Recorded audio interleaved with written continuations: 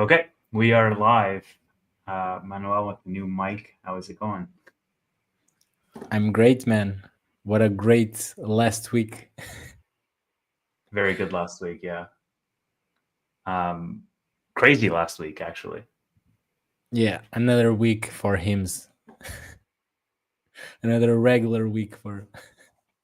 Yeah, I mean, it was pretty casual. I think. What were we up like 35%, something like that.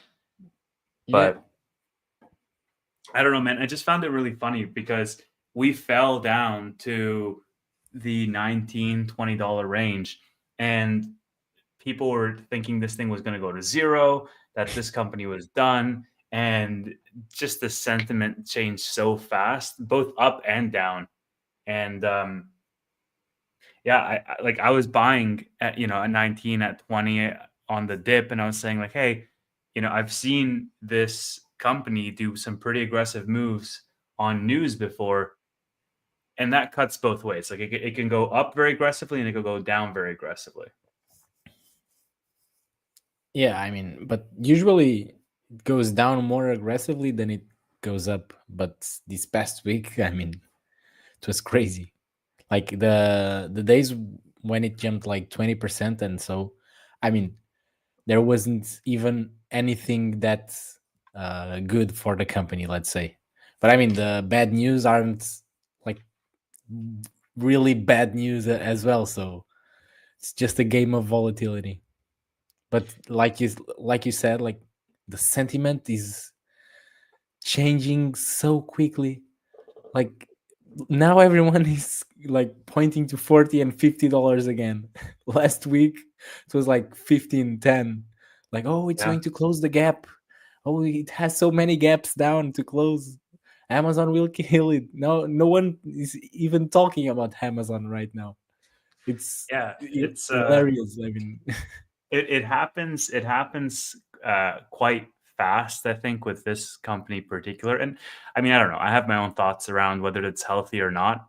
I think the volatility is something that keeps a lot of investors away because people associate that volatility with risk, and they're like, mhm. okay, I don't want to get involved in something that I can lose half my investment overnight, because you need to build up that conviction to say, okay, well, I didn't actually lose half my investment. It's just, it's on discount temporarily.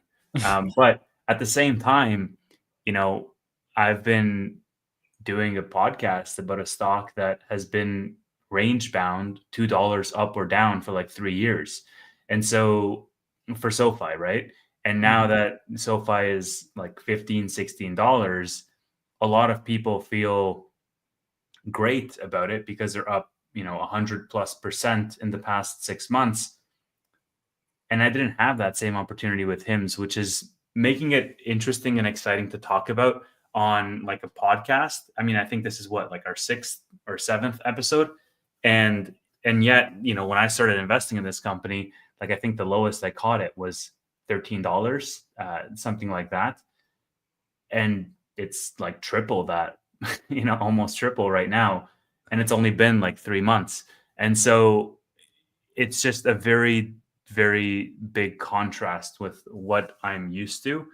But that doesn't discount any of the fundamentals. Like the actual underlying business is still very strong, growing very rapidly. The bull case is playing out just how we're expecting it to. It's just that the stock is, you caught it at the perfect time, sort of. Yeah, and I mean it's at all-time highs, but it's not really expensive by any means. It can clearly continue to go up, and if they keep crushing the estimates like they always do, like Hmm. every single quarter, it's actually might be like very cheap still. But I mean, yeah, if the expectations are somewhat around what's going to happen, which is never the case for him, it Hmm. might be getting close to fair value, I would say.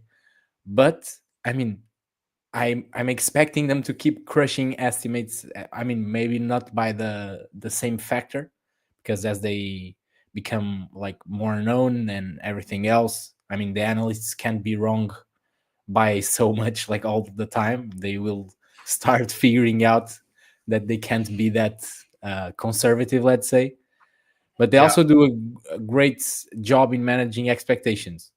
because they always beat their own guidance, which is kind of, and they always like give guidance when they know more or less how the next quarter will be. So they try to also keep the even though the guidance, for instance, for the fourth quarter is huge, and Mhm. for the third quarter was also great, they Mhm. crushed it. They crushed, and they might crush the next quarter as well, and the Probably. first quarter, the second quarter of 2025, and so on. And if that happens, it's still very cheap, even Dude, though it's at all-time high. absolutely. And this is a company that's, you know, I don't know how you're determining whether it's cheap or expensive. I'm assuming like price to like a peg ratio. Um, but at the same time, I'm just looking at it now. Analyst price targets have this at 32 as the highest analyst price target out there, and then you have them ranging between like 18, and then a lot of them are just in the 20s. As this thing goes into uncharted territory, as it breaks $32 and then goes above, which I think we can have with a macro rally overall after Thanksgiving going into the Santa Claus rally, like I think you can definitely see another leg higher for a lot of these similar names. I think you can see it in SoFi. I think you can see it in HIMS. I think you can see it all across the board. We'll see. I mean, that might not be the case, but I definitely think you can see this stock. It's very realistic. And in fact, I'm not even selling covered calls on this stock because I'm like, I'm going to take my shares. They're going to get called away because a 20% move, if I woke up tomorrow and I saw 20% up on HIMS, I would not even like, I wouldn't get as excited as I would get for other stocks because it's so normal for HIMS now. Like if I saw a 2% move on HIMS, I'd be like, what the hell? It's either Yeah, supposed to be what's down going on? 10% or up 10%. And so as this goes higher into the 30s and maybe low 40s, whatever, like analysts are going to have to adjust their price targets upwards because what we do know is that analysts follow price targets. And I made a post this week about the Bank of America guy because they lowered Poor it guy. from, not poor guy, fuck him. They lowered it from 32 down to 18, and then in a week it's back up to like 31 now again. But I Even mean, higher. to be fair, the argument was about Amazon, and we have no information so far about the impact of Amazon. But I mean, it's still funny because we all knew about Amazon, and now they'll probably like raise the target and talk about the different anything else like GLP-1s or the new FDA guy or something else. But Yeah. they actually yesterday they reiterated the $18 target after the FDA Reaction. guy. I saw it. They were like, oh yeah, this might be bullish for him, but we still keep our $18 targets. Man, I mean, like, look, I think with investing, it's a little bit simpler for me and you because we're just trying to make money. They're just trying to keep their job. And so it's like if they're 50% over the price where it's trading at, or if they're 50% under the price where it's trading at, like they're putting their neck out there because their boss is gonna be like, what the heck? What is this? Why are you so far away? And just psychologically, they're going to have to follow that price because they don't want to be the one that sticks out. If the analyst ranges between 30 and 18, you're not going to get an analyst coming out and putting a $50 price target on this company. It's going to be somewhere within that range because they want to justify it somehow with their peers. So it's a weird game, I think, with a lot of these analysts.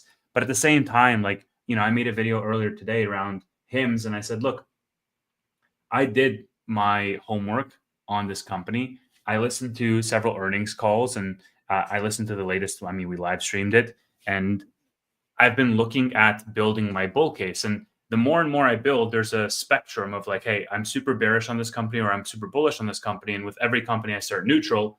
And then the more information that I process, I go on to one camp or another. And then every new piece of information, it's very difficult to change that bull thesis because I have all of this other information that points me into one direction. And so for HIMS, for example, when it fell to $20 per share, I had the conviction to say, hey, I'm going to double down, I'm going to triple down because I had already built up that thesis for HIMS. And that's not something that you can buy. You have to sort of research it on your own. But for a lot of these analysts and a lot of these hedge funds, they stay in the middle. And so if a bullish article comes out, they're like, oh, we're bullish now. And if a bearish article comes out, they're like, oh, we're bearish now. And it just flip flops in the middle because they don't have that strong conviction to be like, I don't want to say perma bullish or perma bearish, but something to that extent where it's at least longer than a 2-week time frame of them flip flopping, you know? Yeah, I mean, but with hymns, it's really, it's even crazier. I mean, I've seen it with dozens, if not hundreds of stocks. They're always following like the narrative and like everything else. But with hymns, they raise the target because of something, and then they downgrade because of a completely different thing. First it's GLP-1s, then it's Amazon, then it's GLP-1s again, then it's a different topic. And I mean, I Well, think as the like next quarter, like Bank of America will have to raise the target, but that will be a shame for them, to be I mean, honest. that's probably going to be like at the latest next quarter. I could see them raising the target as early as next week. But I think that you mentioned something interesting there with the GLP-1s because it was the reason why HIMS increased so much this past week was all GLP-1 related news with regards to the FDA, with regards to both the FDA decision and the FDA pick from Trump. I don't love, and don't get me wrong, I'm not gonna get sad about a 50% move upwards in 8 trading days, but I don't love how correlated this thing is with GLP-1 news because there will come a day, and this is what I said in my video earlier today. There will come a time when shortages are going to end. Like that's just a reality that we know. And if terzepatide goes off shortage and HIMS falls like 20%, it's just when will that other shoe drop is essentially the game that we're playing here. Will it be the decision on December 19th? Will that be pushed again? Or will that be positive for another month and then HIMS rally continues to 50? Or will it fall at 30 back to 20? And if it does continue to 50, at what point? Is it February? Is it March? Like the shortages are going to end. And if the bull thesis of the market's perspective is only looking at HIMS as a proxy for GLP-1s, as this thing that's so closely correlated, you have this negative catalyst just looming here in the near future that it's going to fall by a big amount at some point. I mean, for a lot of HIMS investors, I think they're desensitized to that because like we fell 20% plus or 30% plus in the Amazon news. So, but I just think that at least my hope is that eventually the market is going to realize that HIMS is so much more than just a GLP-1 provider, that even when GLP-1s go off shortage, then HIMS is still going to benefit. And management has said that on the call, and they've said that on the actual release, but the market is clearly not listening because of how aggressively this thing is moving upwards on GLP-1 news. I think that if HIMS is able to prove that Amazon will have like barely any impact on them, I think the market will start to look at it as a stronger company and as a company that really has some competitive advantages, like we pointed out several times. And I think that might be like key for the markets to understand the core business, and like not to understand the core business, but to understand how strong the core business of IMS is. Mm-hmm. Because I'm not expecting to see like the stock like stopping to be correlated with GLP-1s or anything that comes out related to GLP-1s, but it might uh, like it might decrease the proportion of volatility that comes from that. If for instance, I'm pretty sure that on the next earnings call, any analyst or even more than one analyst will talk about Amazon. They will probably ask like, are you seeing like any material impact from Amazon or something like that? And I think that if they just I mean, it's not really about what they say, because they can say it has no impact, and maybe still has a bit of impact. But I think it's like, if they keep crushing the estimates, the market will understand that. But if Yeah. they, but one thing, like even outside of GLP-1s, if HIMS for some reason misses one quarter, or like Transmedics did, to Yeah. crash like massively. That's like, and even if it's not even if it's not related to GLP-1s, even if they like have a huge GLP-1 revenue, and like even more than expected, if the core business slows down a bit, even if Yeah. it's just like something seasonal, or something like just one off, because of something like Transmedics, it was something like not a permanent problem, let's say. I mean, hymns will get crushed like I mean, a lot of crazy. names are in that exact position, right? Because they've gone up so much, the market is pricing them to perfection. I mean, like, look at Yeah, but the Palantir, for thing is, example. hymns is not priced for perfection. For instance, in Trosmetics was really like very expensive. The stock, it was really priced Oh, for perfection. But it's tough, hymns man, is more because like about the number of bears that hymns has, and shorters. Because even if they miss the estimates, they're not expensive. I mean, you can say that, okay, they're already at fair value, or maybe slightly above what you consider fair value, but they're not like priced for perfection by any means, I think. I think it's really tough because Hims is right now like it's uncharted territory, right? There's nothing above it. It's all time highs. And so generally speaking, like you'll have companies that have seen some highs before, have pulled back, so on and so forth. And you'll have points of reference to say, okay, this is overvalued, undervalued, whatever. Um, but for Hims, like like it's going to be very different. There's going to be a high delta, high variance between different people's idea of what fair value is for him. Some people can say, well, actually, it's 20 because it's overextended to 30. And other people are going to say, well, actually, you haven't even seen fair value. Fair value is 50 or whatever it may be, And so what I think fair value is and what you think fair value is could be very different from, what the other people in the market think fair value is. And that in itself will cause like some uncertainty because there's no historical reference point for this company. It's just like up and to the right, right? Um, so I don't know. It's difficult. I do think that if a stock is breaking all time highs on a daily basis, there is an outsized risk that it will fall relative to it rising, if that makes sense. Like there's a higher probability of it falling because even psychologically speaking, if this company misses on one of their numbers or it's not as strong, in the grand scheme of things, it can still be undervalued. But because we're at all time highs, people are going to be like, oh, let me just sell this because they think it's going to fall or other people are going to sell or whatever it may be. In the short term, I'm saying. Yeah, in the end, the short term is always about expectations. Like, and everyone has good expectations about hymns, because they always like report amazing numbers, and way above analysts, and way above their own guidance and everything else. So yeah, in the short term, it's always about expectations.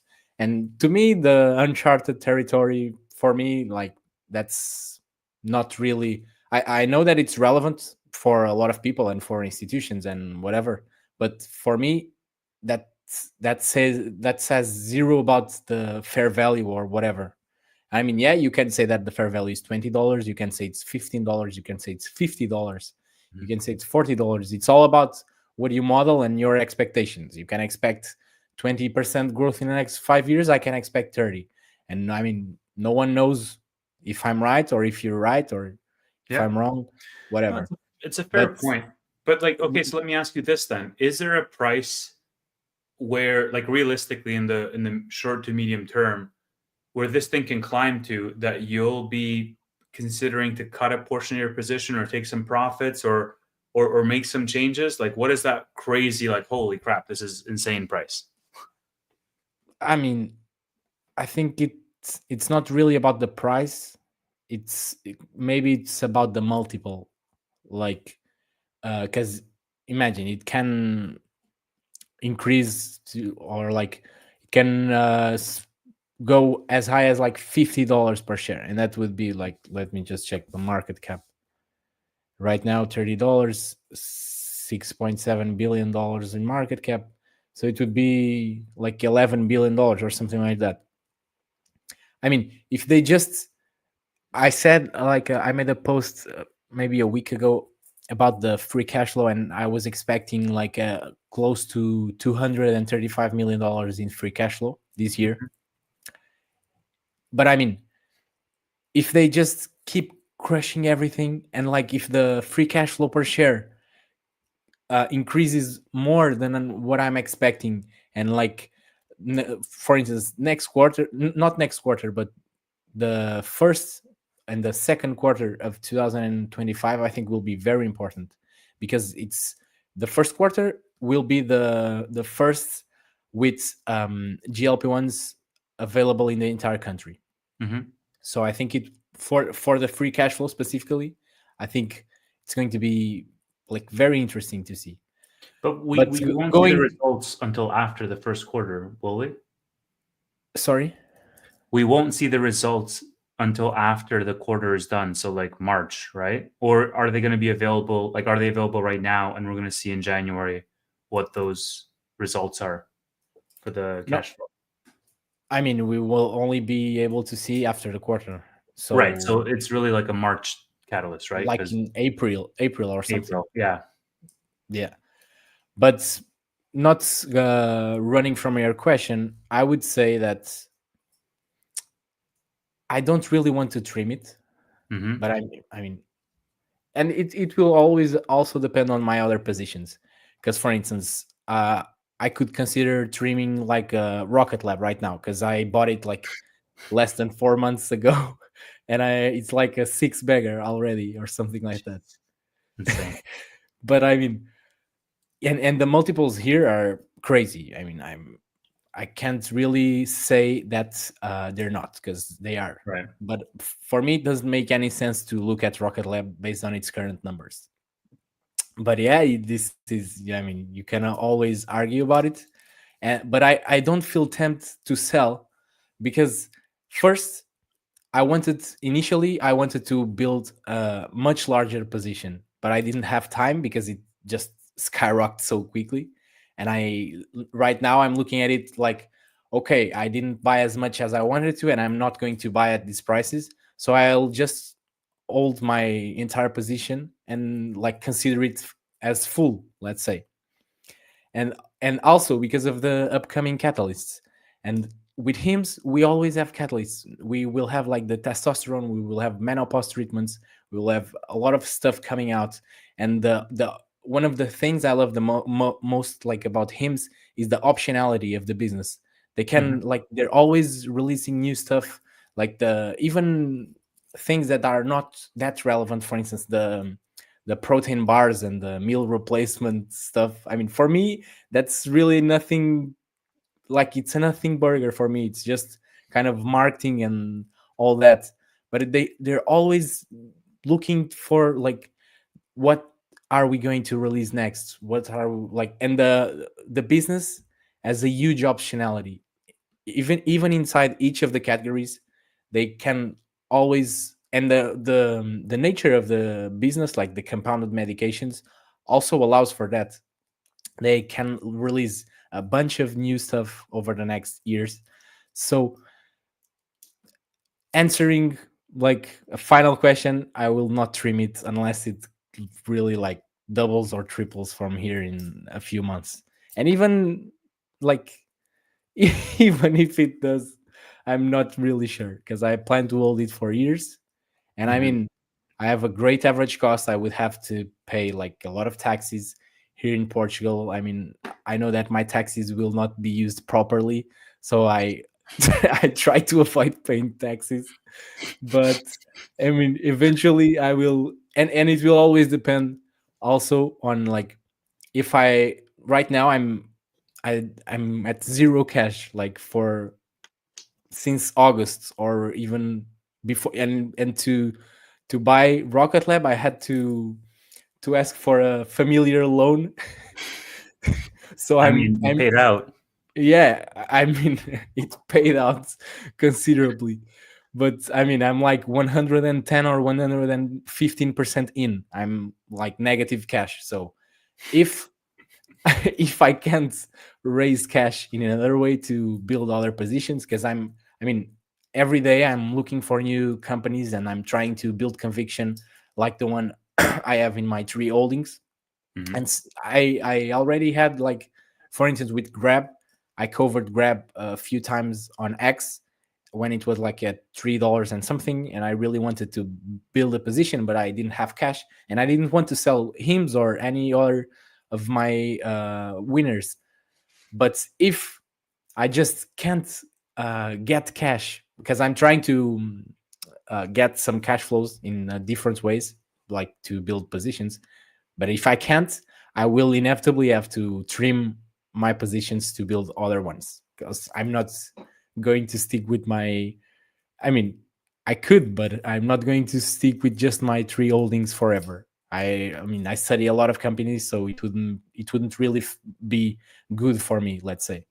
Yeah, I mean, your portfolio is going to get big enough where it's scary to be in three positions. It's not really scary, but it could easily be like like most of the, not most of the gains, but a good portion of the gains could be erased quickly because of the huge run-ups that the Sure. positions had.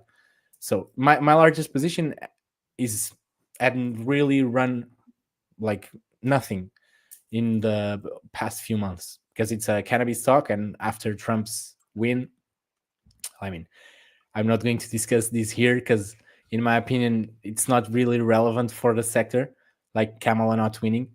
But my, like, Hims and Rocket Lab have been running a lot. So, and with Rocket Lab, it's really crazy. So I can clearly see it correcting, but I can also see it continue to go up because of the catalyst I was saying.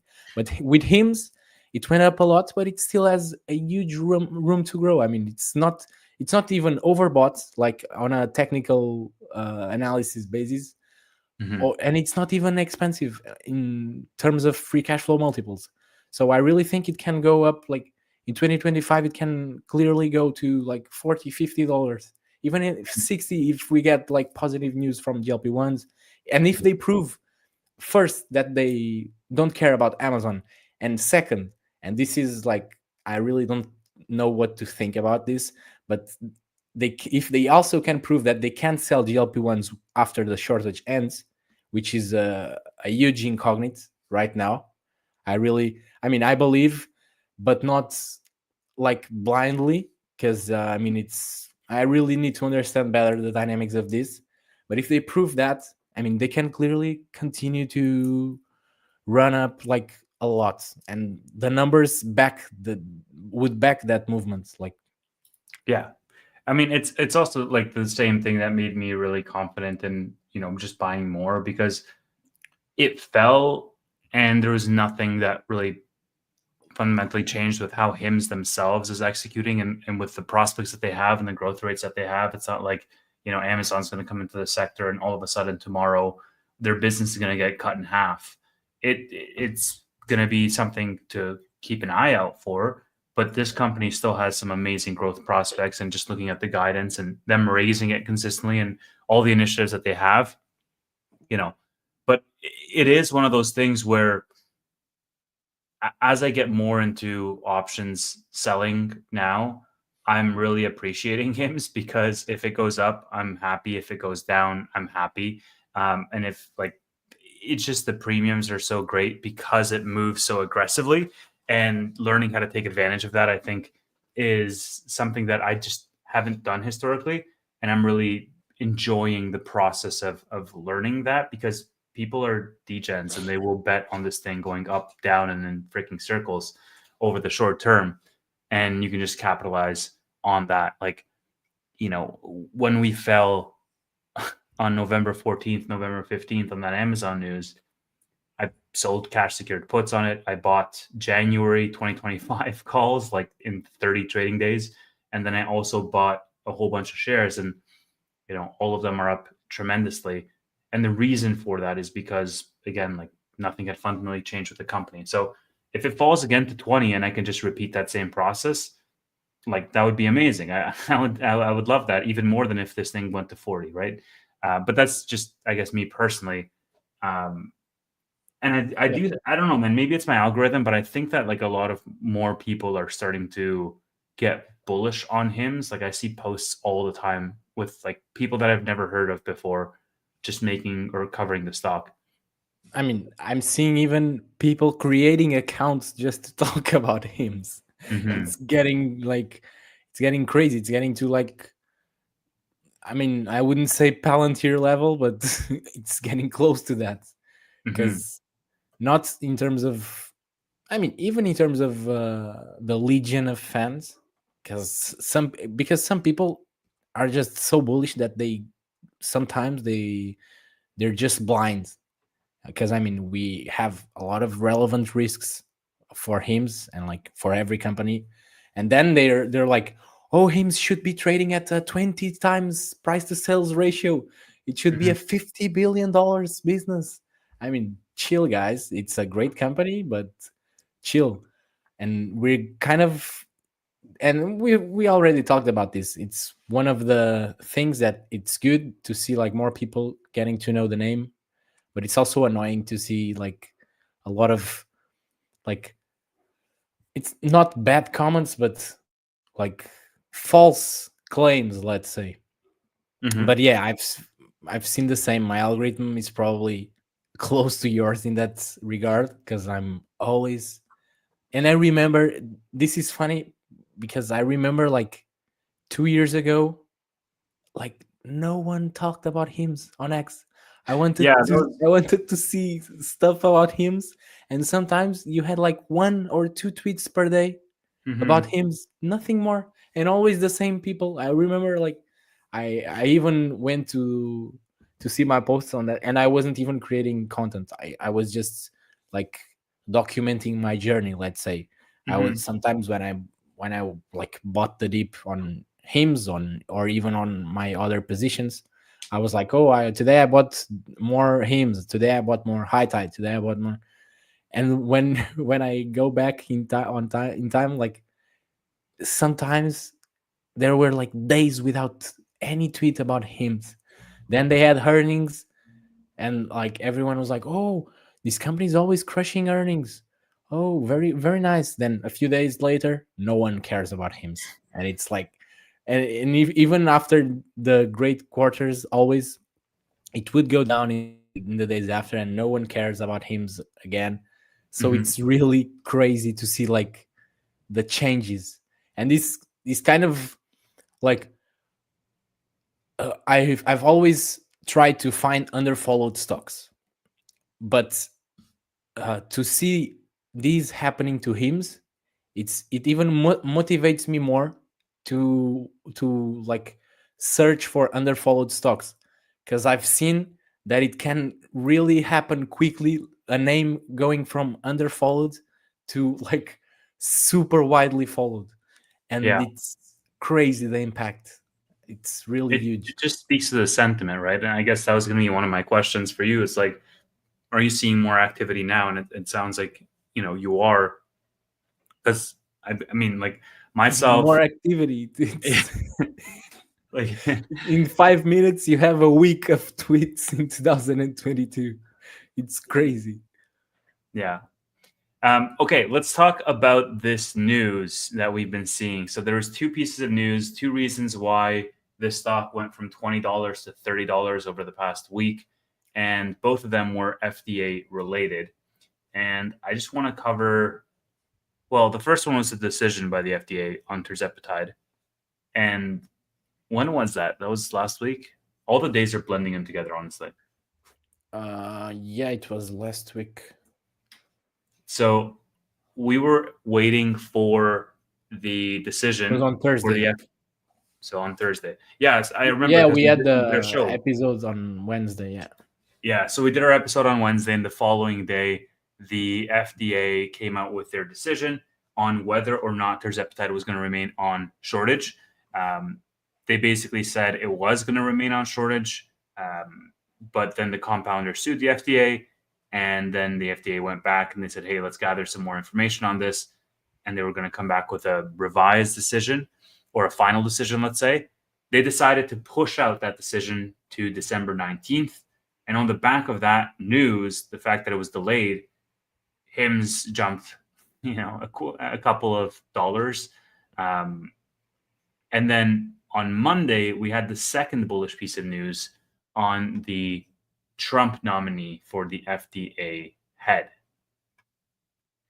So I have a video here that I'll play from CNBC on that. But first, as I set that up, if you want to add anything that I might have missed.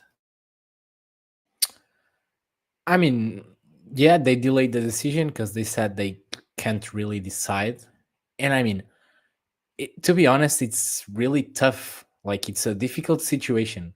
Like, how can they like determine if it's on shortage or not? Because I mean, if they rely on the compounders data, I mean, a lot of people, I mean, just want to take GLP-1s if it's with the compounder's price.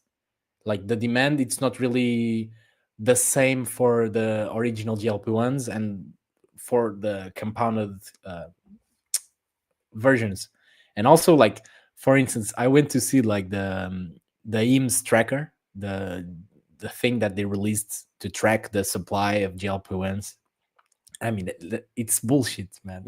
You just go there, you fill a form in 30 seconds saying in what state do you live and in what state are you having trouble like getting access to GLP-1s, and you submit it and it's done. I mean, I live in Portugal and I can do it. I can say I live in California. I tried and it worked. And they can just, they probably, I mean, it's smart. They can like use that data to like I mean, use it I, in I, I, favor. I love how you think that's bullshit because you can manipulate the data because you live in Portugal. Have you seen how the US votes? Uh, Yeah. Yeah. it's basically the same thing, man. But yeah, I get your point. I mean, but it's still smart. And I mean, I don't doubt that there's more demand than supply. I mean, I'm Yeah. really sure that there's more demand than supply.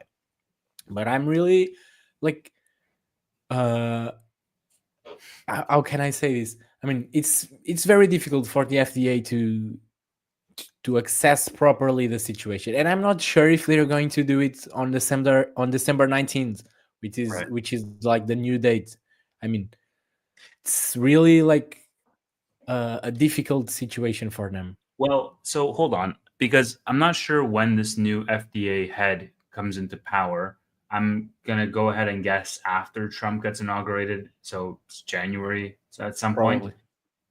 Because if this decision is pushed out from December 19th into the new year, and then this new person comes in, we might have a whole different set of expectations. But I think I mean, he's the chief medical officer of Sesam, which is a telehealth platform that sells compounded GLP-1s like Mhm. HIMS.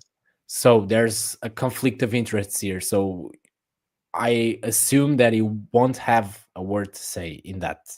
I mean, yeah, I mean, it's not like the world. I know that the world is doesn't work like that, and it's still bullish that is the head of FDA, because it's even besides GLP-1s, as we also discussed maybe in the first or in the second episode. Mhm. The regulations play a crucial role in the compounded, not only in compounded GLP-1s, but in compounders as a whole. So Right. it's still bullish, anyways. But I'm not really sure if. Yeah, I understand that everyone was like, "Oh, this is very bullish for compounded versions of GLP-1s and for the shortage and all that." But I'm not so sure if that's the case, because I mean, it would be really like, I mean, but yeah, it's not like the world is fair, let's say. Well, yeah, I mean, there's manipulation all around from both sides, and pharma. I don't think is immune to that. I think pharma is especially, how can we say, susceptible to Rigged. pressure. Sure, rigged, yeah. Um, but So you touched a little bit on this FDA head. I want to play this clip from CNBC, and then we can react to it together. So let me know if you can hear this. Biotech ETF seeing its best day since the election, with investors seemingly cheering on President-elect Trump's pick for FDA Commissioner Dr. Marty Makary. Telehealth provider Hims & Hers also jumping more than 20% to an all-time high on this nomination. Angelica Peebles is here to explain. Angelica. Yeah, Melissa, Makary is seen as a safe choice. Yes, he's been seen as critical of the FDA and some of the pandemic policies, but he's also a respected surgeon at Johns Hopkins, and he's seen as someone who supports science. And even though he did oppose COVID vaccine mandates and widespread use of boosters, he's not broadly against immunization. Moderna, Pfizer, and other vaccine makers that took a hit after RFK Jr.'s nomination for HHS secretary gaining today. And it's somewhat surprising to see those moves because Trump's pick to lead the CDC, physician and former Florida Congressman Dave Weldon, is much more skeptical of vaccines. Now, one area to watch will be how Makary approaches compounding of GLP-1s. Of course, that's if he's confirmed. Makary is the chief medical officer at Sesame. That's a telehealth company that sells compounded semaglutide, similar to companies like Hims and LifeMD. The FDA hasn't been all that aggressive against this booming industry so far, and it looked like that would change once tirzepatide came off the shortage list. That's already a question mark. Remember, if with the FDA in court over that issue, and now potentially an ally at the FDA. So I thought that was a pretty good explanation. But yeah, look, the stock price reaction speaks for itself. What do you think? I mean, it's what I said. I'm not so sure if he will have like a huge word to say. I think, and I read somewhere that I think on Barron's or something like that, that you would have to kind of, let's say, coordinate this decision with Robert Kennedy Jr. And he's somewhat against GLP-1s. And this guy, Marty, I guess, is also like, he likes GLP-1s, but I saw a paragraph from his new book saying that he is also kind of skeptical about like the long-term effects of GLP-1s because these drugs, I mean, were not studied for a long time, just a few years. So he's kind of not worried, because he also talked about a lot about the health benefits and the new discoveries about like the other good effects besides the weight loss and all that. But with Robert Kennedy Jr. being like so against GLP-1s, and I'm really not sure what to think about this and about the new administration, let's say, role in this situation. That's really interesting. So you're more skeptical, I guess. You're more mixed because the reaction was a very clear signal. People were buying this. I mean, to go up 23% in a day is not normal. For Hims, it's more no, normal. But it's not normal. Usually it's down 20%. When it's up, it's like 10, 15. So people were very bullish on this, right? They were very optimistic, very positive. And I think that the reason why is because they could have very easily put in an FDA, head who is openly against this stuff, who will openly be trying to, drag it back and hold it down. And yet they didn't do that. This person, it has a history, with compounders, is going to be seen massively as beneficial. So even if I think it's going to be like, the reality is going to be more neutral, RFK maybe steps in, or the CDC chief, whatever, like, I think that's still more positive than what the alternative was for this particular individual in the FDA to be himself bearish on that situation. And partially that was one of the reasons why I think it's going to go up, because I mean, it's the same reason why, I think Tesla went up when Trump got elected. Like, Trump didn't necessarily say, hey, I'm going to help Tesla get there. It's just that, hey, we know the relationship is much warmer there. And we know that the Biden administration, for Tesla specifically, was holding them down because Tesla was not a union. And so Tesla went up significantly. And this is the same thing, I think, here, where it's not explicit, like, hey, this person has come out and he has said point blank, if I get elected, HIMS is going to go to the moon. But I think that's the subtext. Yeah, I agree that it's positive. I just don't really feel that the 23% movement was justified, let's say. But yeah, it's definitely good to see. And the guy is also very bullish on telehealth. He's openly, I think he stated several times that telehealth is the future, and that it should like be, people should use telehealth because it would improve the healthcare system and all that. So it's definitely a good choice for him. I think it's also because the expectations regarding GLP-1s are very like pessimistic, let's say.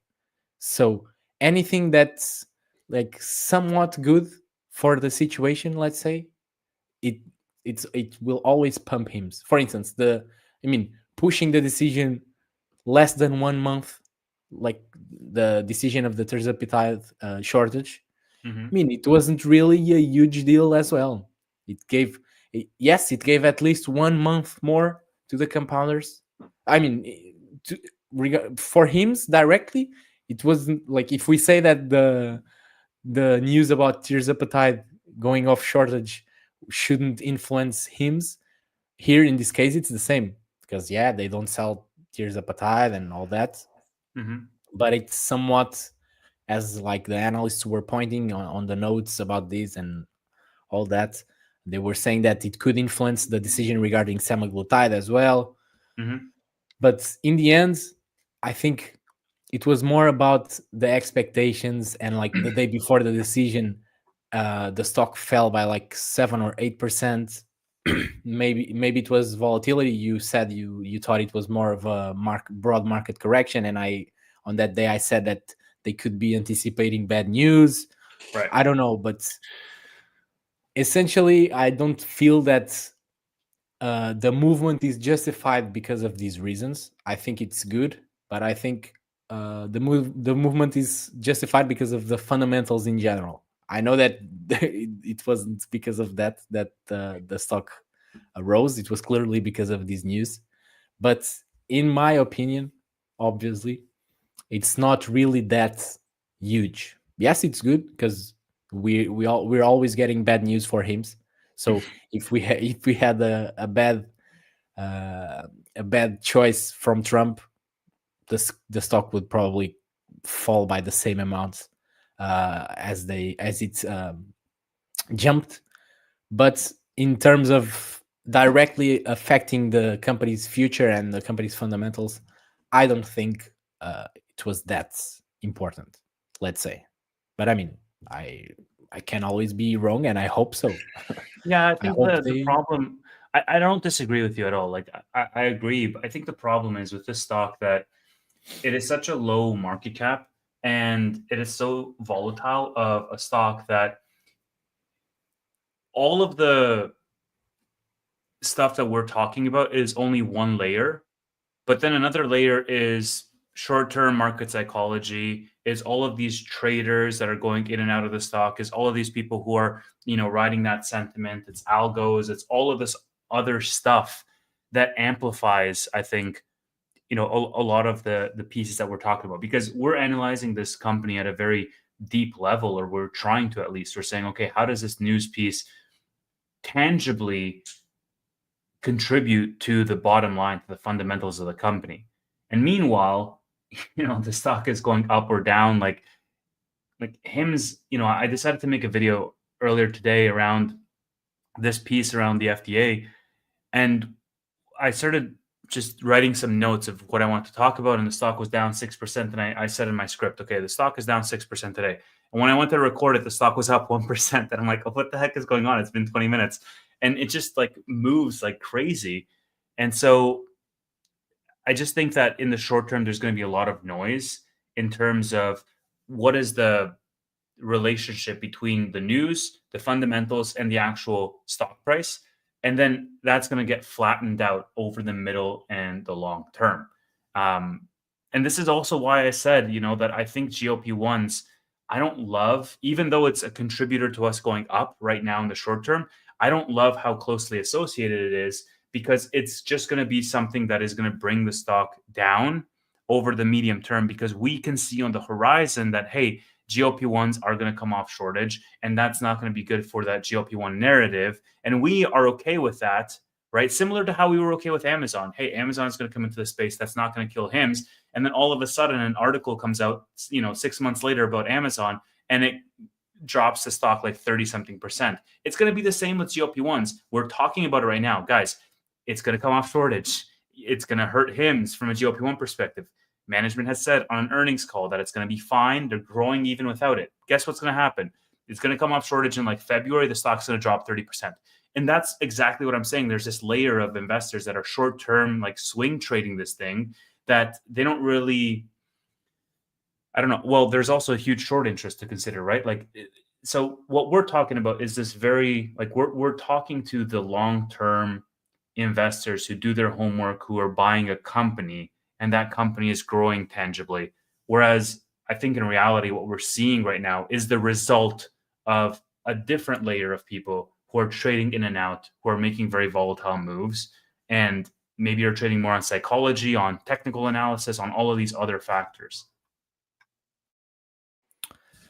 Yeah, I mean, I agree with everything you said, literally. But I also think that maybe for instance, as HIMS will release liraglutide and all that, maybe at some point the stock, it won't stop being correlated with GLP-1 news, but maybe it softs a bit. But yeah, I'm not really expecting that, at least in the short term, obviously, because what I'm really worried about, it's not about the shortage or whatever. It's more like about like how will the underlying numbers of the business react to that. Imagine if the company stops selling GLP-1s, and in the quarter after that, or in 2 quarters after that, the free cash flow and the revenue and all the numbers start to decelerate or even go down a bit. I mean, in that situation, first I'm expecting somewhat that to happen, so it's not really a huge deal, but I think the stock would get hurt even more than in the initial reaction, let's say, because the expectations would come down dramatically. But I'm also, in a way, not bullish, but I think that with the oral solution and with the liraglutide and potentially with personalized GLP-1s and all that, maybe the effect will not be as huge as everyone is thinking about. But before knowing that, we need to know, for instance, the GLP-1 revenue coming in the fourth quarter, the GLP-1 revenue coming in the first quarter of 2025. Because imagine, they guided for 470 or 480 million dollars, something like that. But imagine if they just crush it, like, and reports 500 million or 510 million dollars, and then in the first quarter even more, because GLP-1s are now in every state, because they're not even yet in every state. It's already almost December. I think they will. Supposedly it's until the end of the year, so the first quarter will be full GLP-1 revenue, let's say. And if it keeps growing even more than the market was anticipating, then the growth curve, let's say, will stop being as smooth as it is with HIMS. It's like constantly increasing and even accelerating now, and maybe we will have a few flat quarters, and for HIMS, like, everyone will panic. I'm probably. Well, so here's the thing, right? I think in the immediate short term, it's a lot driven by macro. And so if the macro is strong after Thanksgiving, and if everything is pumping, then HIMS is going to pump. But as we go into January and we actually go into the earnings results, I think it's January, the important piece is going to be not only if they can beat that quarter, which I think they can because they raised their guidance, but I think the important thing is really going to be their guidance, because with GLP-1s in almost every state, they're going to have a wider view of the landscape with regards to that demand for GLP-1s specifically. And then also, not to mention all of the new products that they're going to be launching. I think all of that they should issue, and they will talk about on the earnings call with regards to 2025 guidance. Because if we can then model out what this company is going to be doing from a fundamental perspective for the next 12 months, then that can really paint a picture for what you can expect that fair value range to be. And that will, I think put some scaffolding around what our expectations are going to be. And so, my whole thing is that, hey, this is a company that's launching new products consistently. And as a result, we shouldn't treat them just as a GLP-1, provider. And I think the next quarter earnings being an end of year wrap up and the guidance for the full year 2025 will give them an opportunity to talk about the product development roadmap into the next year and how they're exactly going to diversify from GLP-1s, because they have to have those ammunition ready, because they know better than we know that shortages are coming to an end. And so they've already been planning for this. Hey, what happens in, January, February, March, April, when shortages do officially, when these officially come off the shortage list? What are we going to introduce? How are we going to, change that narrative around the company, especially when you see news releases like this, where you see the stock is trading so closely to GLP-1 news? They need to shift that narrative. And I think guidance is a perfect opportunity for them to be able to do that. Just to correct you, I think it will be late February, the fourth quarter, because I think after when it's the full year results, I think they have to give like 45 days after. When it's quarterly, it's like 30 days after the quarter ends. But when it's full year, and I just saw, and this year they reported at like 26th of February, so it should be late February. But regarding the guidance, I'm very curious to see because they don't really know like when the shortage is going to end. It's like us. I mean, yeah, they have a bit more information, but they just don't know. Right. So how will they guide the full year guidance if they just don't know for how long they can sell GLP-1s? That's all. And as I said, they're pretty good at managing expectations. So I'm not really sure how they're probably going to be very conservative on that front. Exactly. But that's what I was going to say. They're going to be conservative, and then if it lasts longer, the other way, like they as they will report in the end of February, they will already have like 2 months of the first quarter of 2025. So if the shortage is still it's still there for semaglutide, they can at least sell, because I think I have said this before, but I think when the drug comes off the shortage, I think they have 60 days to keep selling it. Yeah, it's not like they have to remove it from the offerings the next day. So if the shortage ends because we don't really know if it's in February, March, April, it can very well be in May or June. This is what I was going to ask you. Can we both agree that at least tirzepatide will be off shortage by the time they report? Maybe not semaglutide, but maybe, yeah. I mean, it wouldn't be a crazy assumption, right? Because it could be off shortage as early as December. But even if it's not, then even if they delayed 1 month, or depends, because we also didn't talk about the Biden proposal. About let's spend a quick 2 minutes to talk about it now, just before we wrap up. Yeah, because Biden proposed Medicare and Medicaid access to GLP-1s and the weight loss objective of GLP-1s, like besides diabetes and all that. And first, I don't really think that will be approved. Also, under Trump's administration, they want to cut costs, and from what I understood, this would imply over $30 billion in government spending, so it will probably not pass. Also, with Robert Kennedy Jr., he also is against GLP-1s and all that. But if it gets approved, it's even more demand.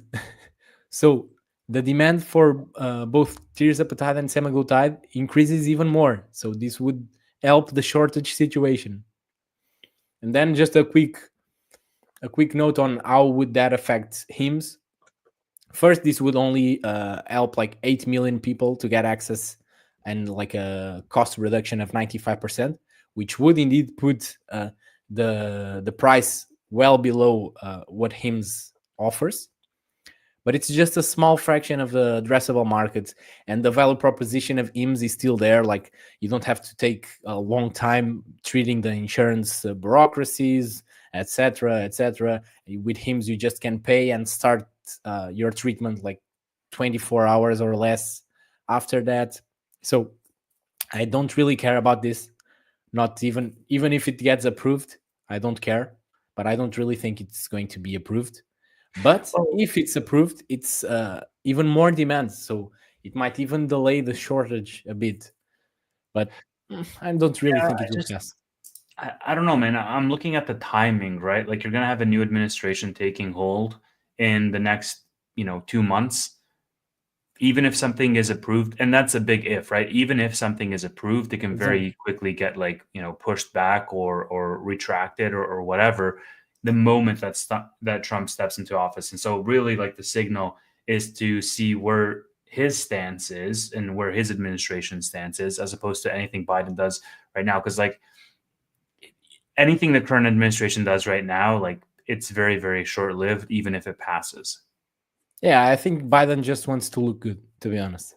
Yeah, I think it's too late for that. It's the time has passed. Like he had a full 4 years to look good, so you can't leave it for the last month. Yeah. Okay, shall we wrap up there? We I don't know if we want to do a little price prediction until our next show because we can be at $50 or we can be at $15 by the time we do this next show next week. Uh, But I think we're going up. I think we're going up. yeah, first, Thursday we don't have, it's closed, right? The market, it's Thanksgiving. And in It's Friday, it's closed. just off day. Oh, it's closed Thursday? I thought it was closed Friday. No, it's closed Thursday, and on Friday it's just off day. So Oh, we only have, today's Thursday, Tuesday. So we only have Wednesday and off Friday, and then next week only Monday and Tuesday. So just like 3.5 sessions so until the next. $40 price target? What So 45 Yeah, exactly. So looks 10% like an a day, where auction. does that take us? No, but I think we're going to like hold on the 30s right now. Well, we might. We'll see. I don't Um, care. I mean, to be honest. dude, but like the thing is, dude, like there's a crazy short interest on this thing, and that's the thing that makes me think from time to time is you had this company that fell like 35% in 2 days, and then it just got it all back. It rose 50% over the next week. What does that do to to a short seller? Like, Yeah, and in the latest 13F filings, Hims had a bunch of shorters with an average price of like $14 and $15. So they're Jesus. getting burned like crazy. And Oh man. I truly think that most of the shorts are still shorting. Like, so if him starts moving to like $35 or even like 33 or 34, I think Mhm. this will like run up to the $40 like very quickly. It might then correct back Yeah. like $10 again, like to 30 or something. But I Yep. think it will have like a massive jump once the shorters start to, but they may very well double down on the shorts and continue trying I to hope they fight the do, honestly. bulls. I Yeah, I hope mean, I hope it happens. yeah, I hope it happens as well. I'm pretty open to more shorts coming. It's like with Rocket Lab, the same. It's both have like the same short interest, more or less. And the shorters just don't quit. They're tough guys. Hey man, they like losing money. I think that's a perfect note for us to end on. Thank you everybody for tuning in to Hims Weekly. We will be back. Like Unterbrook. Oh man, we didn't talk about those guys. Let's save that one for next week because we're gonna be here for another 20 minutes if we start on that. Yeah. Join us next week on Tuesday, 6 p.m. for another episode of Hims Weekly. And yeah, thanks for being here. See ya.